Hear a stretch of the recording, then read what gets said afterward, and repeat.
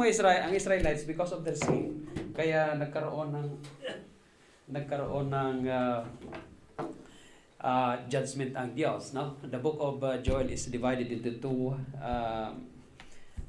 points. The locust year, yung preach ni brother Ili, because of their sin, kaya talagang nagkaroon ng locust years, no? Ganun din man sa buhay natin eh. Pagka because of sin, talagang malulokos talaga tayo. It is a principle of God. What you sow is what you reap. Ganun naman talaga eh. Even the unbeliever, it applies. And ang kagandahan doon, may pangalawang parte. Yung tinatawag na the day of the Lord. The day of the Lord, by Prophet Joel, he prophesied also the coming judgment of the Lord when he comes back dito sa lupa. No? And it is called the day of the Lord. No? Doon yun sa mga ending verses, no? Sa chapters ng chapter 3, umpisa ng chapter 2 and 3 ng Prophet Joel. And even ginamit din yon doon sa book of Acts when the Lord Jesus Christ poured out the Holy Spirit to the believers during the Pentecost. Okay, it was in the book of Prophet Joel chapter 2 verse 28, no, na speaking in tongues yung disciples ni Jesus Christ and also the apostles, no? So one thing for sure, pag naglingkod ka ng maayos at mabuti sa Panginoon, ay talagang pagpalain ka. Pagka medyo kida-kida ka, talagang malolokost ka talaga. No? Ganon man yan ang principle ng Diyos. So, I hope and I pray na natamaan kayo sa preaching na yun. Oo, medyo mabigat yun eh. No? If really the Word of God is working in your lives, talagang magta-transform tayo. Amen ho ba? Eh, yun naman ang salita ng Panginoon. It's either masaktan ka or ayaw mong pakinggan. No? Ganun yun. Ang Israel kasi mga kapatid, during that time, because they are blessed, they have plenty of what they want, ay minsan hindi nila dumarating sa punto na parang hindi nila kailangan ng Diyos. Sa buhay ng isang manampalataya, meron ganun eh. Pag medyo okay ang buhay mo, parang ayaw mo ng Diyos, ayaw mong simba. Oo, ganun, no? So, yun ang mahirap mga kapatid. Hindi mo alam na one of the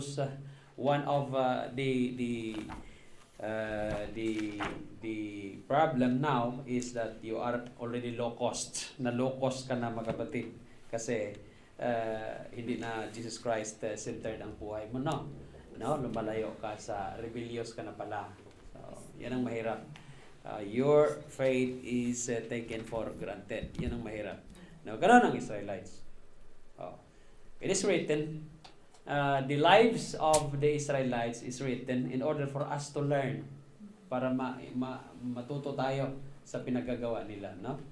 Amen. Kasi God is dealing with them as a chosen people, as a chosen nation, and it will be our example in order for us to learn. Kasi we are also a children of God, and God is dealing also with us every day, no? Ganon siya. So, amen. Salamat, Brad. I hope and I pray na next week sinong magpe-preach. I-arrange na lang, Brad. Okay.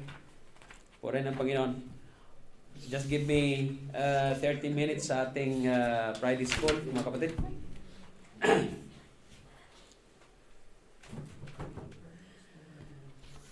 Sa ating patuloy na pag-aaral sa ating Friday school, sa ating topic, sa ating module, the Christology, last week, pinaliwanag natin yung term na proto-evangelium. No? Proto-evangelium meaning the first gospel in the Old Testament when noong nagkaroon, nagkasala na si Adam and Eve, and if you remember, the Lord Jesus Christ cursed the serpent, no? he cursed the serpent and sabi niya may enmity between thy seed and her seed. Okay? Ibig sabihin may forever hostility, no? Between the Lord Jesus Christ and Satan. No? Si Satan, pwedeng umaatake lang siya. Yon ang simbolo noon, yung kinakagat niya yung talampakan, no, ni Jesus Christ. Nung seed of the woman, which is Jesus Christ. Pero Jesus Christ will bruise thy head, no? Talagang bubukbukin ba yung ulo ba? Bakit? Kasi that is a sign or a symbol of dominance or victory, no? Kaya no wonder the death of the Lord Jesus Christ is the victory for us believers, no? Na si Satan, even in the Old Testament, he was defeated. And in the death of the Lord Jesus Christ on the cross, Satan once again is defeated. At pagdating ng Armageddon in the end times, mga kapatid, again, Satan will be defeated. It is enough in a certain point of our life to know na si Satan talaga, ang devil talaga sa buhay natin ay talunan. No? Do not believe that Satan will be victorious in thy lives, because we overcome already this world. We overcome already the God of this world, which is Satan, through our faith in the Lord Jesus Christ. It is in the book of 1 John chapter 4. Tingnan natin, Brad. 1 John chapter 4 verse 4. Tingnan natin doon.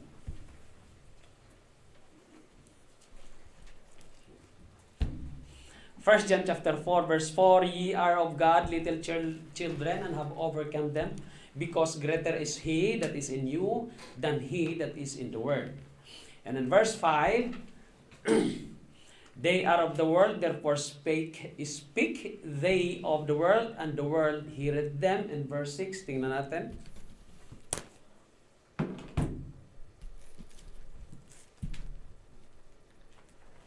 Okay. Saglit lang ha.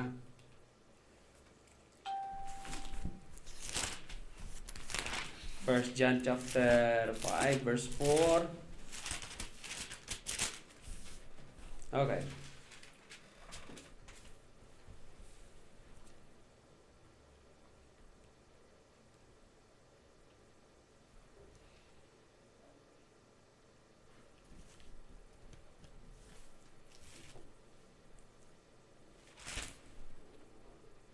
Okay, First John chapter 5 verse 4. Okay. Tingnan natin. For whosoever is born of God overcometh the world, and this is the victory that overcometh the world, even our faith.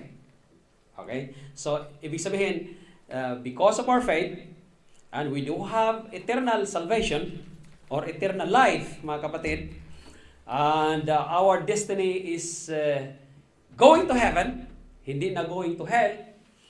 At dahil dyan, ay kahit ano pa ang gagawin ni Satan sa buhay natin, mga kapatid, do not forget na we are already victorious at going to heaven na tayo. Kahit ano ang i-equate mo sa salvation mo, ay hindi na magbabago ang iyong destination.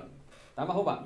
Kahit anong bagay na i-equate mo ba, i-equal mo sa ipangtapat mo sa kaligtasan mo, wala na po yung panama sa buhay mo. Hindi na magbabago ang direksyon ng buhay mo, kundi patungo ka na sa langit. Even kung kaya ang ginagawa ni Satan sa buhay natin, mga kapatid, is to guluhin ka. Alright? Yun na lamang ang magagawa niya. Guluhin ka, ititem ka, hanggang sa matem ka, masisira ka, ganon. Hindi ka pakinabangan, ganon. Ganon na lang ang magagawa ni Satan sa buhay natin. Alright? So, kaya nga sabi dyan, this is the victory that overcometh the world, even our faith. And in the verse 5, ano sabi dyan, Brad? Who is He? Who is He? Who is He that overcometh the world? Sino yung mga nakalagpas, nakapagtagumpay, no? Sa sanlibutan. Kundi, ano sabi dyan? But he that believeth that Jesus is the Son of God. And those people who believe that Jesus Christ is the Son of God By your faith, alam nyo, pag kayo nanampalataya na si Jesucristo ay Panginoon, it is the same as that you are believing that Jesus Christ is the Son of God. Remember, pronouncing that Jesus Christ is the Son of God during the time of Jesus Christ in His ministry sa lupa, it is already a faith. Kaya nagkaroon ng kaligtasan ng tao. Sa panahon natin ngayon, remember, if thou shalt confess with thy mouth the Lord Jesus, na Panginoon ng buhay mo, He's the God of your life. And shalt believe in thy heart that God has raised Him from the dead, thou shalt be saved. Maliligtas ka. No? So mga kapatid, yung nakapagtagumpay sa mundong ibabaw ay yung mga anak lamang ng Diyos. Yan ang sinasabi dyan. Alright? In verse 6, tingnan mo. This is He that came by water and blood. Yun is Jesus Christ na pinanampalatayan mo. Even Jesus Christ, not by water only, but by water and blood. And that is the Spirit that beareth witness, because the Spirit is truth. Remember, it is the Spirit or the Spirit of God or the Holy Spirit or the Holy Ghost that beareth witness that we are the children of God. Amen? No. So, yun yung sinasabi doon, yung pinag-usapan natin last week, the first gospel in the Old Testament. Yung magkaroon ng enmity between thy seed and her seed. Alright? And then, we tackled also the Emmanuel prophecy. In fact, it was mentioned by Angel Gabriel na yung pangalan ng bata na ipapanganak ni Mary nung kinausap niya si Gabriel, si Joseph, mga kapatid, ay sabi ng Panginoon, ipangalan mo niyan Emmanuel, no? Meaning God is with us. Okay, and it was prophesied already in the book of Isaiah, no? And you will call his name Emmanuel, no? In the book of Isaiah 7 chapter 14. Tingnan mo, Brad.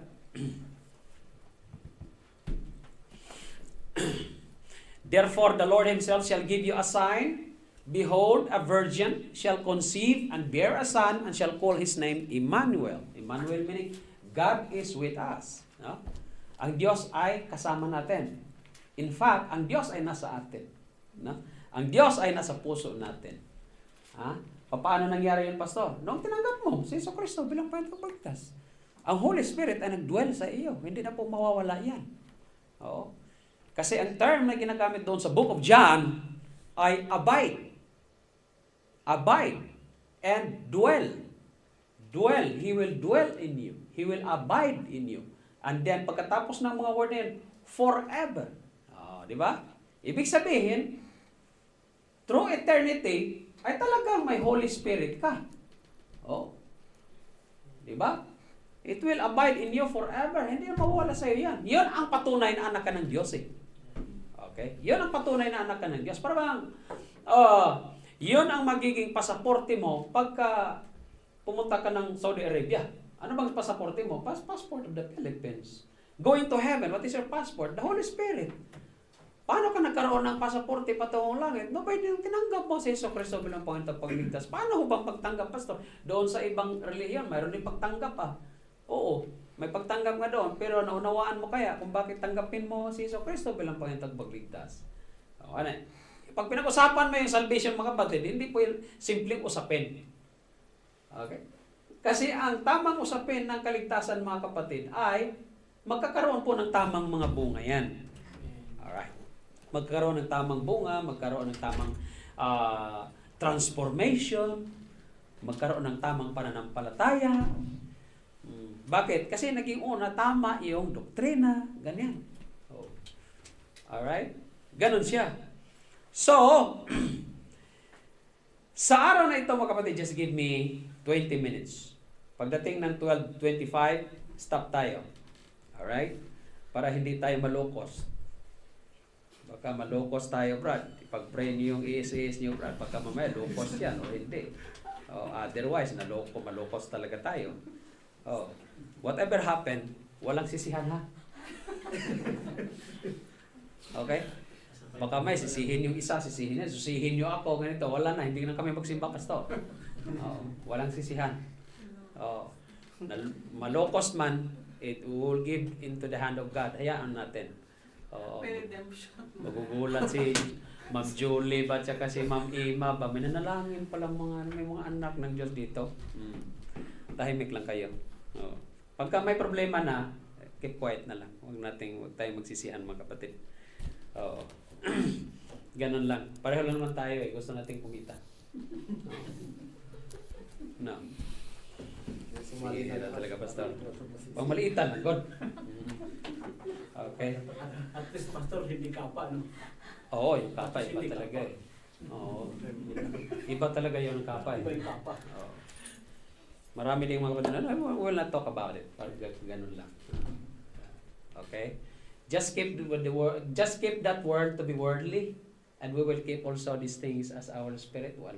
Parang ganun lang ba? Sometimes, ang buhay natin, sometimes we go worldly. Ganun lang.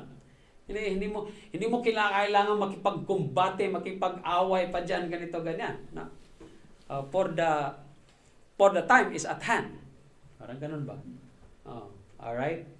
Wag naman yung doktrina ang pag-awayan natin. Mahirap naman yun. Okay? Yung mga ganun bagay, take it easy. Alright. Oo, ganun. Sabi ko lang sa asawa ko eh, huwag tayong magsisihan. Ganun lang ba? Baka malukos tayo, no? Okay, amen, brethren. To continue. Sabi dito, pag kayo ba'y tinanong, okay, halimbawa may tanong sa inyo, in the Bible, why it is called virgin birth of the Lord Jesus Christ? Bakit? Ano ba talagang rason? Bakit kailangan maging virgin birth si Jesus Christ? Okay? Sa Catholic brethren, mayroong tinatawag na term na doctrine nila, dogma nila. Ang tawag doon ay Immaculate Conception. Pag sinabi mong Immaculate Conception, huwag niyong kalimutan, ang doktrinang yan ay false. Mali. Bakit ho ba? Kasi yung doktrinang yan, si Mary, andito yan, si Mary kapatid he was immaculate in her conception. No? Ipinanganak pa lang daw siya. Okay? Si Mary ay sinless na. Wala siyang, by way of, she doesn't inherit the one called original sin. Maniwala ba kayo doon? Kaya nga sa katuruan nila mga kapatid, mga Catholic, wag ma-offend. Kaya nga, no wonder, sa kanilang panalangin, mayroong tinatawag, Hail Mary, Mother of God.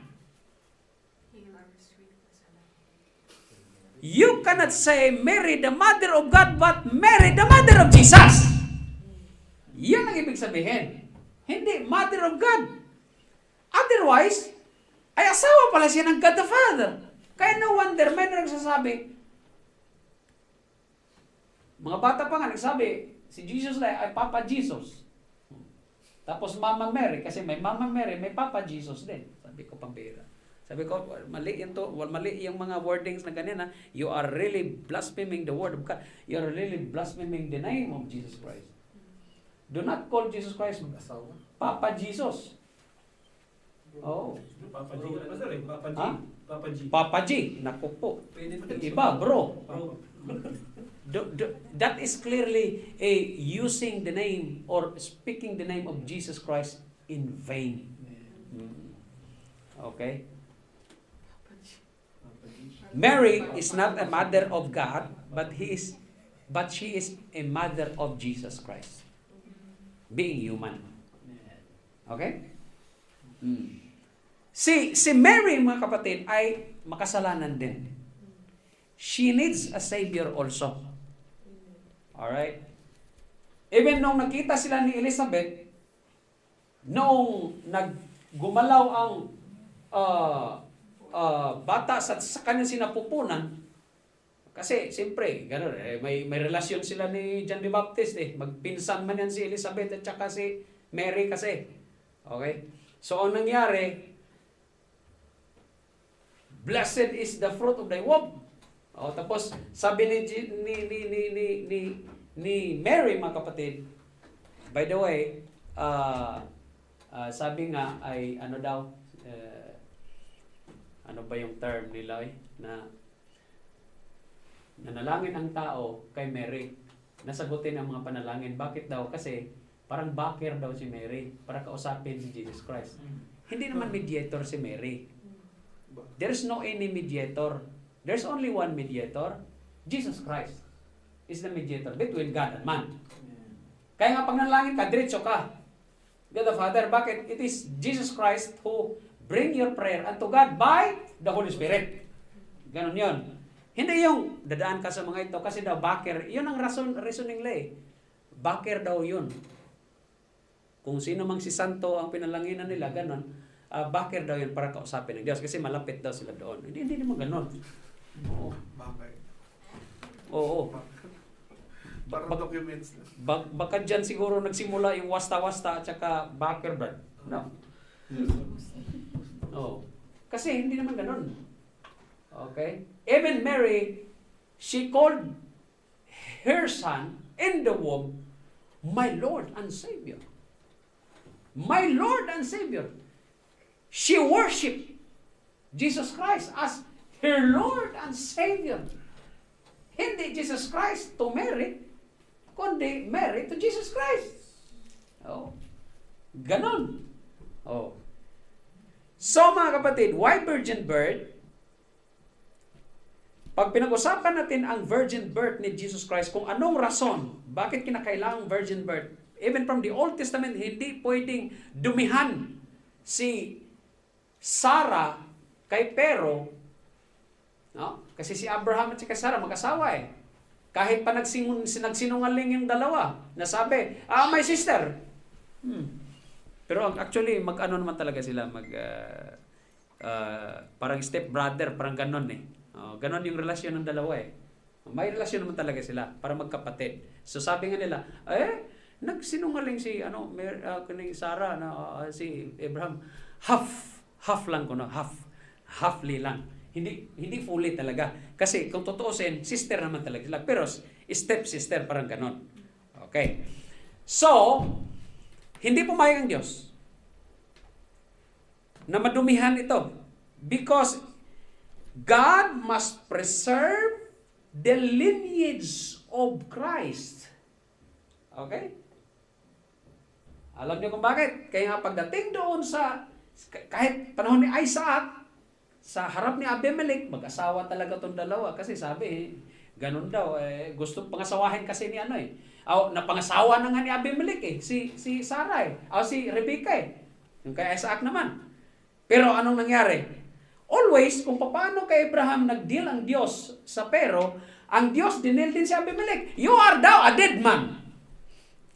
Sinabihan ng Diyos yan. Pangasawahin mo yan, you are a dead man. Mamamatay ka. Sinabihan siya ng Diyos.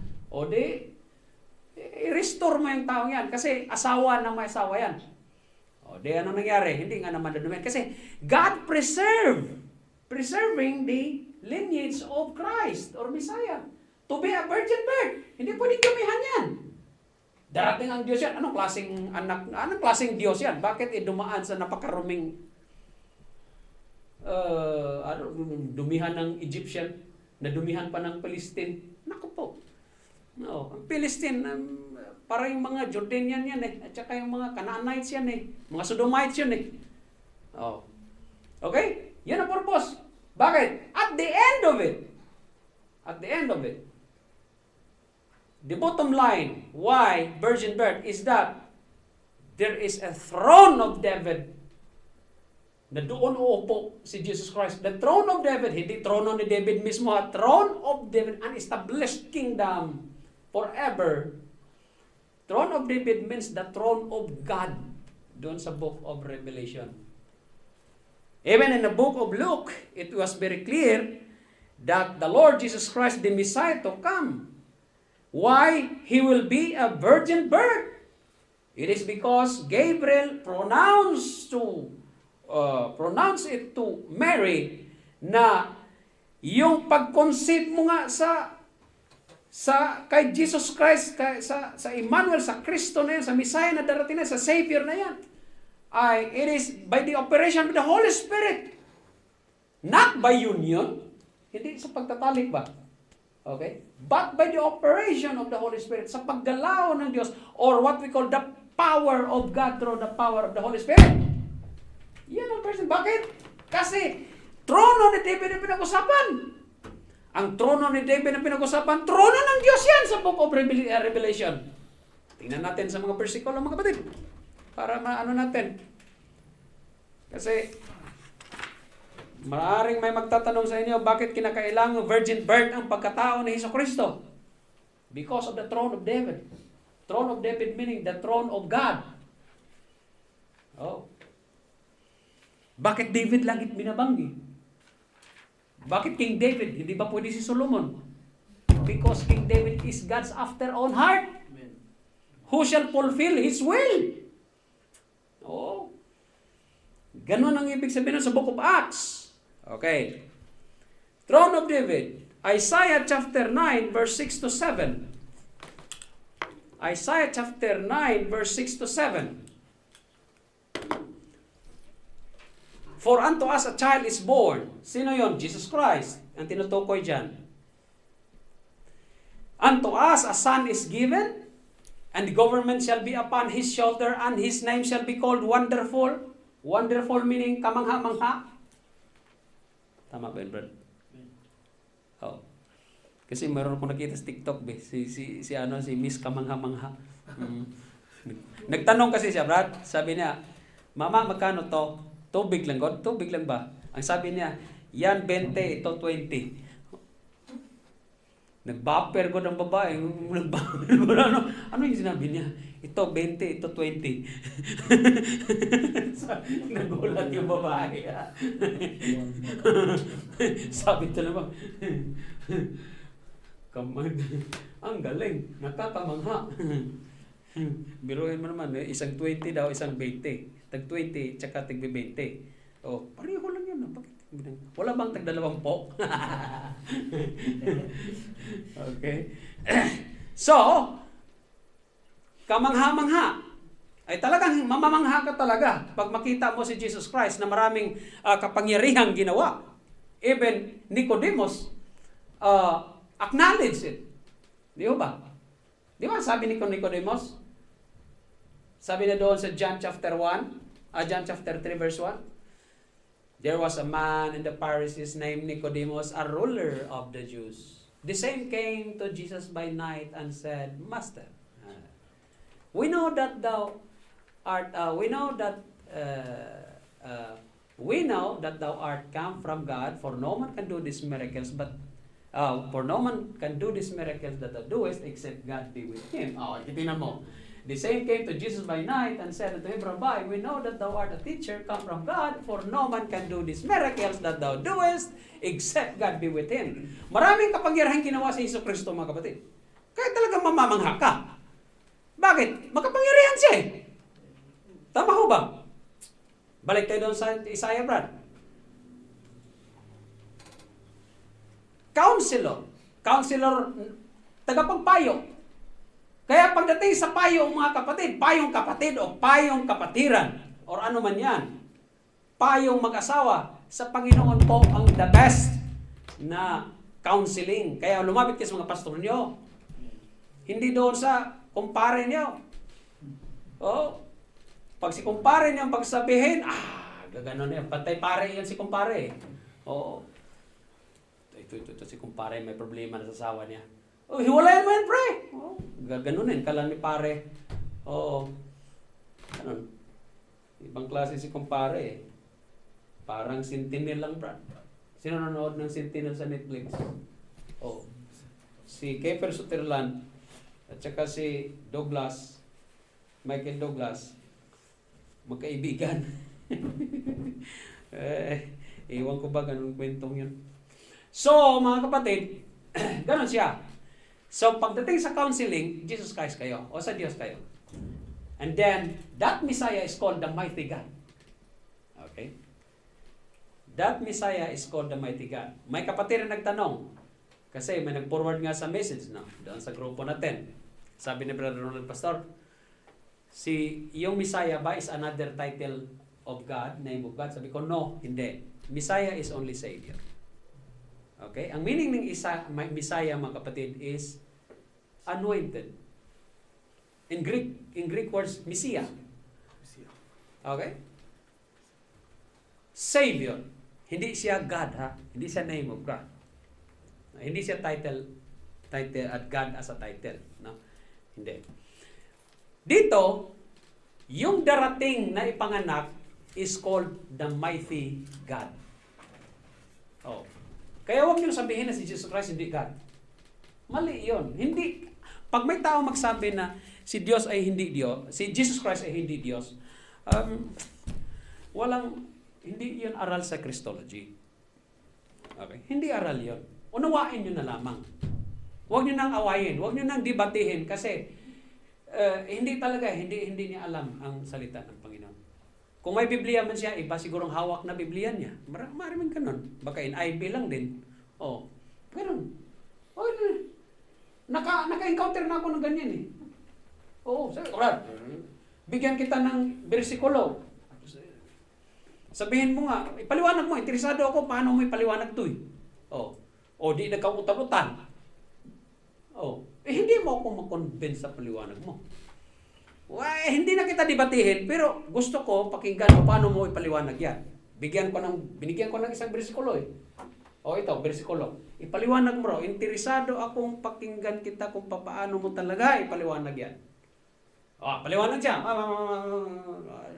Brad, balik ka muna sa pag-ano, hindi mo alam ang Biblia eh. Di anong sabi? Tawag ka ministro. Si ministro kaharap mo. Wala, hindi naman ako di tayo makipagdebate. Bigyan mo ng bersikulo, paliwanag mo kung kaya ba niyang kumbinsin ka. Kasi ang mahirap niyan, ikaw makumbinsin nila. Ganon. Dito pa nga lang, Isaiah chapter 9 verse 6, the mighty God na siya, makapangrihang Diyos. Si Jesus Christ yan eh. Si Jesus Christ tinutukoy dyan. The everlasting Father because He is a Father of our faith. The Prince of Peace. Prinsipe ng ano ba yung peace? Kapayapaan. Dalawang bagay. Kapayapaan mo sa Diyos at kapayapaan mo sa buhay. Pag may Jesus Christ ka, may kapayapaan kasi just because we are alien from God. We are enemies of God. Because we don't have faith. Because of sin, we are enemies of God. Our father was the devil before, but when we have the Lord Jesus Christ through our faith in Him, we have peace with Him because we are justified by our faith in Romans chapter 5 verse 1. Therefore, being justified by faith, we have peace with God. Dati kayong magkalaban sa Diyos, ngayon ay may kapayapaan natin. Hindi na pagkaalitan, kundi we have peace, it's other. Parang ganon. And then, in your life, sa buhay mo, because of Jesus Christ, you have also peace. That's why no wonder, kahit saang dako ka man ng lugar dito sa mundo, mga kapatid, you have always peace with other people. Even kahit sa mga hindi mananampalataya, we have peace with them. Because God commanded to us. Sabi nga, because the Lord is at hand, therefore live peaceably with each other. Di ba? Panulat ni Apostle Paul yan.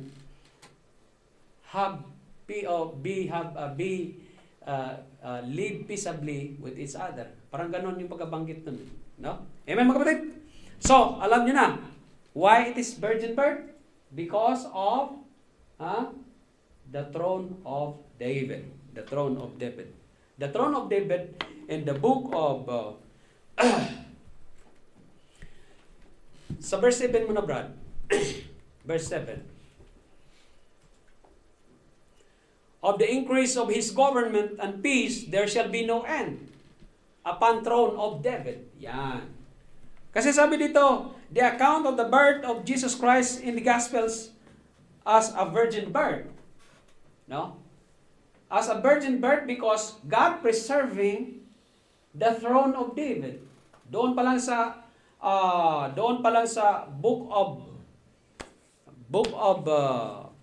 Samuel, no? The book of Samuel, mga kapatid, ay pinaliwanag na doon na when God talked to David, na sabi ng Diyos, upon thy bowel, I will establish thy kingdom. And may sinabi ang Diyos doon na upon thy loins, magsimula iyong tagapagligtas na si Jesucristo ba? Prophesying the coming of the Messiah. Okay? In the New Testament, sinabi na ng Diyos kay King David na diyan talaga sa loins mo manggagaling yung tagapagligtas, yung Savior. Kaya no wonder, sinabi diyan, upon the throne of David and upon his kingdom, to order it and to establish it with judgment and with justice from henceforth, even forever.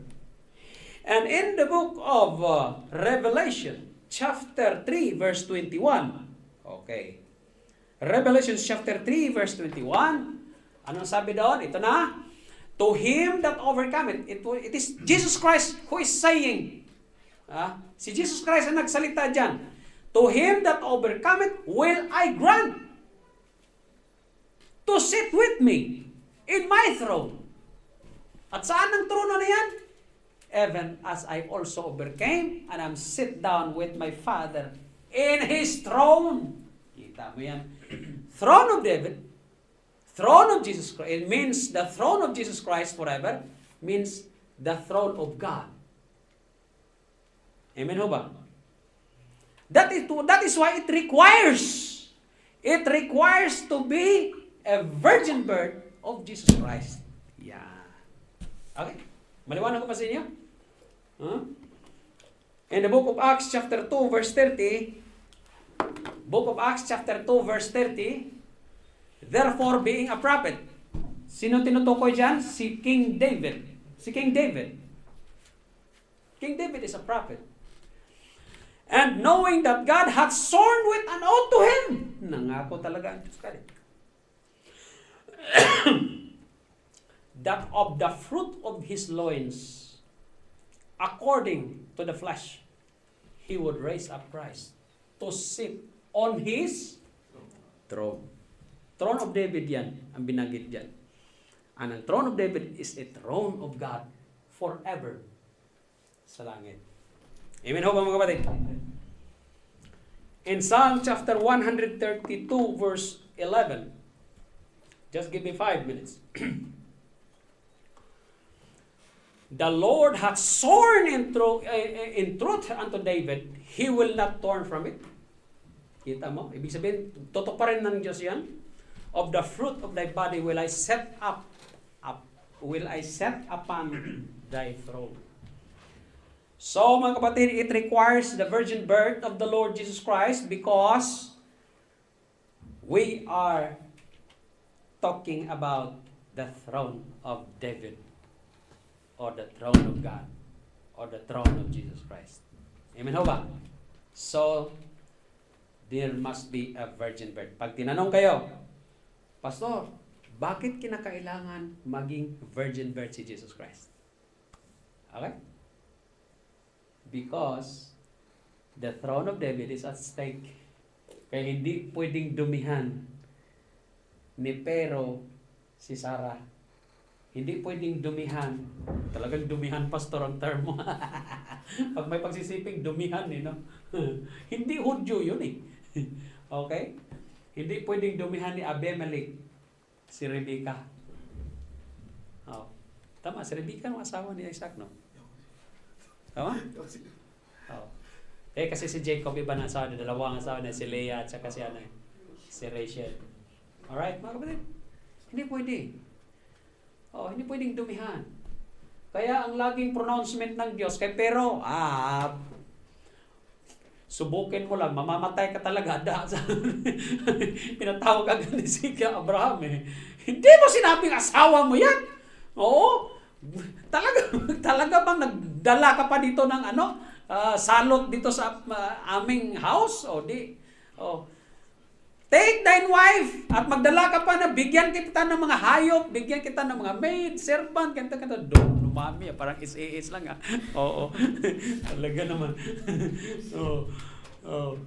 Lumami. Ganon din si Abimelech. Hindi pwede, Brad. Hindi pwedeng dumihan. Kaya nga, hindi pwede silang kumain ng mga unclean thing. Naunawaan ninyo? Ang pinakamalalim na dahilan, kapatid, ang pinakamalalim na dahilan, kung aralin yung Biblia ha, yung hindi ka casual mag-aral ba, yung malalim ba na pag-aaral ba, ginawa ko na yun eh. Ang pinakamalalim na dahilan, bakit hindi pwedeng kumain ng baboy, ng hipon, ng mga marurumi, itong mga Hudyo, itong mga anak ng Diyos. Dahil ay pinipreserve ng Diyos ang pagdaan ng Bisaya. Okay? Yun ang dahilan. Nasa batas yun eh. Tama? Huwag ka kumain ng mga unclean thing. Nasa batas yun eh. Kailangang ipako mo na ni Jesucristo kasama niya sa cross yan. So ang batas doon na nagtapos. Pag kumain ka ng baboy, hindi ka nahuhusgahan sa pamamagitan ng batas ni Moses, kundi, anong paghuhusga sa'yo? Sabi doon sa Book of Colossians, huhusgahan ka ba? Uy, kumain ka ng baboy marumi ka na. Nasa batas ni Moses yan eh. Hindi. Pagdating doon sa cross, doon nagtapos ang batas ni Moses. Okay? So therefore, pag kumain ka na kung hindi naman nakakarumi ang baboy. Nakakarumi mo sa inyo, kumain ka raw ng adobong baboy dyan. Narurumihan ka ba? Hindi naman na. Okay? Spiritually, tinapos na yung Jesucristo yan doon sa cross ang batas. Pag kumain ka ng baboy, huhusgahan ka ba? Sa magitan ng batas ni Moses, kundi huhusgahan ka. Kung ikaw ay nagkasala o hindi, huhusgahan ka sa magitan ng pananampalataya mo sa Diyos. Ganon yun. Malalim na pag-aaral yun. Kaya nga no wonder doon sa Book of Acts chapter 10, nung si Apostle Peter, tanghaling tapat nagkaroon siya ng vision, mga kapatid. Ang bumaba, balabal, may nakatali. Mga maruruming mga hayop nandoon. Ang sabi pagod ng Diyos, tumayo ka dyan at magkatay ka.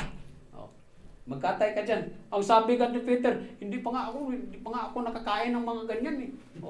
Kulang lang sabihin niya, hindi pa nga ako nakakain ng baboy. Pero sabi ng Diyos, pumatay ka. Ano ka dyan? 3 beses, di ba? Naalala ninyo? Bakit ginawang example ni Jesucristo yun? Kasi nga, si Apostle Peter, ayaw nga naman niyang makipaghalubilo doon sa mga hindi Hudyo, sa mga hintil. Kasi si Centurion, hintil yun eh. Bakit? Ang ginamit ng Diyos na illustration is the law of Moses. There is an unclean thing. Okay? Dahil Jesus Christ God would like to point out that the law of Moses, magtapos sa cross yun. At hindi ka pwedeng huhusgahan na hindi ka na mapunta ng langit. Bakit kumain ka ng baboy? Tsaka hipon, tsaka pusit. Hindi ka na mapunta ng langit. Sabihin naman ng iba, hindi ka na mapuntang, hindi yan pwede. Dapat, pastor, hindi ka talaga kumain ng baboy. Bakit maging baboy ang buhay mo? Hindi rin pwedeng pusit. Bakit magiging dark ang buhay mo? Talaga naman. Kay dark, pag bumuga ba naman ng ata, yan ng pusit. Iwan ko lang kung hindi magkamulitsing ang mukha mo. Hindi ka pwedeng kumain ng hipon, pastor, kasi pag tumakbo nga yan, paurong. Maging paurong ka talaga, sigurado. Tingnan mo si brother, parang paurong siya. Grabe ka manghusga. Porket paurong ang lakad mo mga paurong na lakad ba doon sa mga lasing yan. Lalakad siya ng isa, atras 3. Hindi ka talaga makarating ng paroonan mo. Bakit? Nandun sa kanal na punta Nakita niyo TikTok? Ayun, sabi ko sa inyo pala, sige pa, lasing-lasing pa more. Tingnan natin kung makarating ka sa paroonan mo. Abante ka ng isa, atras ka ng 3. Ay talagang logi. Brad. Nakarating, pastor? Ha? Nakarating. Dapat patalikod siya. Patalikod yung umuwi. Makarating talaga sa paroonan niya. Abante ng isa, 3. Talaga naman, Yan ang mahirap paglasing, Brad. Naranasan ko dyan, Brad. So, naranasan ko yun sa Manila. Ang ano ba, karumihan pa ng buhay ko ba? Grabe. Talagang blackout ako, Brad. Galit si Mrs. Oo. Sabi niya, saan ka nang galing? Sabi ko, doon lang. Ano ba? Bakit sobrang daming kagat mo ng lamok? Grabe kagat ng lamok. Lahat talaga oh. Parang ano, para akong ano eh. Kung ano pa eh, parang daming ano dito. Oh, ha? Parang chicken pox ang dating, Brad. Oo, katawagin ako ng Mrs. Ay, pinagalitan ako. Sabi ko, pambihira. Sabi ko, ayan pa, na-blackout ako eh. Nakahiga ako doon malapit sa kanal. Oo, sa sobrang kalasingan. Grabe. Ayaw ko na. Oo. Ang hirap pala pag makainom ng Alfonso. Oo. May brand talaga. Oo. Alfonso ba naman? Uy, ganun, may Alfonso ganun kalaki. Oo. Sino ba namang hindi ano dyan? Pero hindi pa ako, hindi pa ako ligtas nun. Oo. Nagsimba-simba na pala ako doon sa kining charismatic. Oo. Tayo katawa, kita ako ng minsan, totoo yun. Grabe. Nakasubok na kayo? Yung ma-blackout. Hindi nyo alam nangyari kagabi ba? Di ba, nag-inom kayo. Tapos, gising ka na lang. Saan ako? Ganun ba? No? So, amen mga kapatid. I hope you learned something today. Any question? If we are talking about why virgin birth of the Lord Jesus Christ, the answer is what? Because of the throne of David. Throne of David means throne of Jesus Christ, throne of God in the book of Revelations. And God established His kingdom forever. Okay? Amen mga kapatid? Any question? Next week, ang pag-aralan natin ay the incarnation of Jesus Christ explained. He is in the form of God. He is equal with God. And He emptied Himself and He humbled Himself. Okay? The center of our teaching next week is in the book of Philippians chapter 2 verses 5 to 8. Ang pagka-Diyos ni Jesucristo, hindi po, it is taught not to be buksan mga brad doon sa Philippians chapter 2 verse 5 to 8. Philippians chapter 2 verse 5 to 8. Sinong may Tagalog dyan? May Tagalog na Biblia. Sinong may Tagalog na Biblia? Tagalog translation. Philippians chapter 2 verses 5 to 8.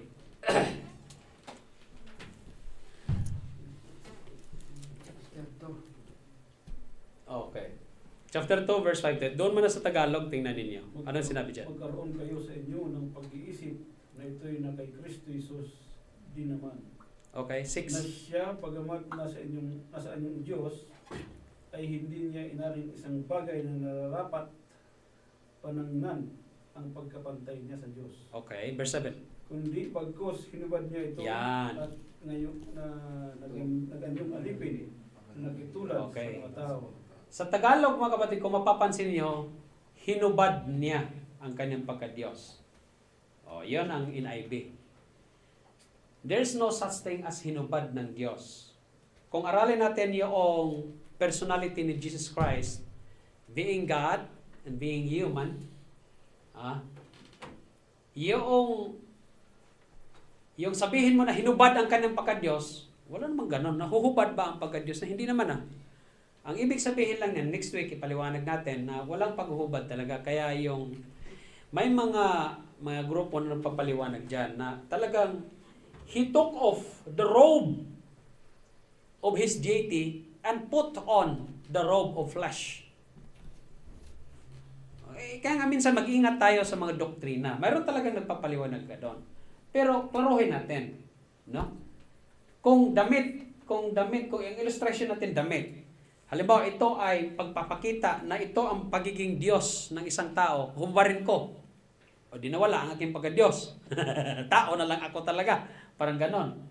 Tapos palitan ko ng damit ng pagkatao, tapos hubarin ko ng pagkatao, ganito, ganon. Hindi po ganon.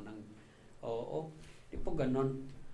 Ang ibig sabihin ng hinubad na, kasi wala naman, ano naman Tagalog naman? Ano bang English ng hubad?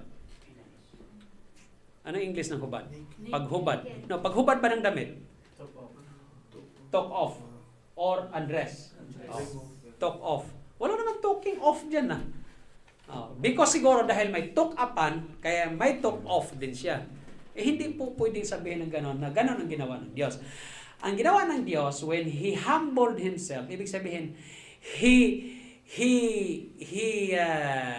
ang term na pwede nating gagamitin, no, ay He take aside His glorious or His glorious kuan ba? Yung kanyang pagka-glorious God ba? Oh, ganun ba? Yan ang ibig sabihin nun. Oh. Sige. Kasi otherwise, hindi siya pwedeng kung ipako siya sa cross na Diyos siya, hindi po pwede yan. Kailangan ipako siya sa cross as a human. Okay? Parang ganun lang. Oh. Ngayon, kung gumawa siya ng kapangyarihan, maliwanag. He acted as God. Now, kung He cried on the cross, He acted as human. Tama. Ganun lang. Ganun lang kasimple. But it doesn't mean that He took off His deity. Hindi na hinubad ang kanyang pagka-Diyos. Okay? Ang kanyang pagka-Diyos nandun pa rin. But He acted. Okay? Certain point in His life, He acted as man. And certain point in His life, He acted as God. Oh, He is God. Halimbawa, gumawa siya ng kapangyarihan. He turned the water into wine. Tao ba siya? Walang tao na makagawa ng ganyan. Except God be with Him. Tandaan niyan. Oh. Ang Diyos lang makagawa niyan. Pag mayroong miracle na mangyayari, ang Diyos ang gumagawa niyan. Oh. Pastor, paano pag si Satanas naman gumawa ng miracle sa buhay mo? Mag-ingat ka, kapatid. Oh. Kasi kung si Satanas gumawa ng milagro sa buhay mo, paano ba gumawa si Satanas ng milagro sa buhay mo? Deception lang lahat. Talaga bang nasa kapangyarihan na gumawa ng kapangyarihan din? Oh, di ba? Deception lang. Oh, yan. Tama yan. Deception lang yan. Magic. Trick. Parang ano lang parang awitin lang Masasagot natin yan pag nasa topic tayo na angelology. Okay? Amen mga kapatid? Sumubra naman tayo. Oo. Magalit si Pastor Ray pagka ganun, sumubra. Amen. Let us pray. Heavenly Father, once again, Lord, we thank you, God, for the words. We thank you for thy mercy unto us, O God. Salamat, Panginoon, sa iyong pagmamahal sa amin. Patuloy mong kaming gabayan sa aming paglilingkod sa araw na ito. Pangunahan niyo po kami. And bless us always, O Lord. In all these things, we thank you in the name of Jesus Christ, our Lord and personal Savior. Amen. Thank you for that.